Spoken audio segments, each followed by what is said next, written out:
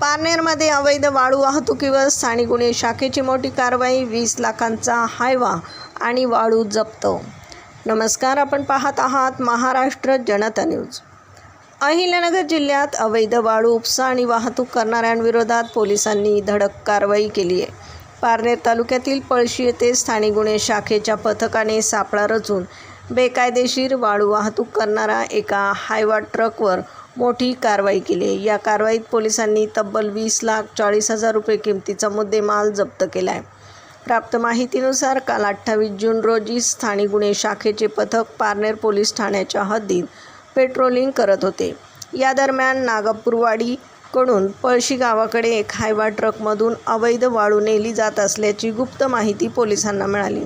माहिती मिळताच पोलिसांनी पळशी ते नागापूरवाडी रोडवर दबा धरून सापळा लावला. काही वेळातच संशयास्पद हायवा येताना दिसताच पोलिसांनी तो थांबवला आणि चालकाला ताब्यात घेतले. वसीम पाशू शेख असं अटक करण्यात आलेल्या आरोपी चालकाचं नाव आहे. पोलिसांनी ट्रकची तपासणी केली असता त्यात कोणतीही परवानगी नसलेली 4 ब्रास वाळू मिळून आली. पोलिसांनी 40,000 रुपयांची वाळू आणि 20 लाख रुपये किमतीचा टाटा कंपनीचा हायवा ट्रक असा एकूण 20,40,000 रुपयांचा मुद्देमाल जप्त केला आहे.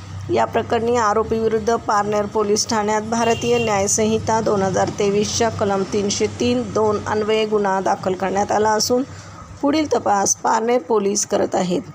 पोलीस अधीक्षक मोमक्का सुदर्शन आणि LCBचे पोलीस निरीक्षक संतोष मुटकुळे यांच्या मार्गदर्शनाखाली गुन्हे शाखेच्या पथकाने ही धडक कारवाई केली आहे.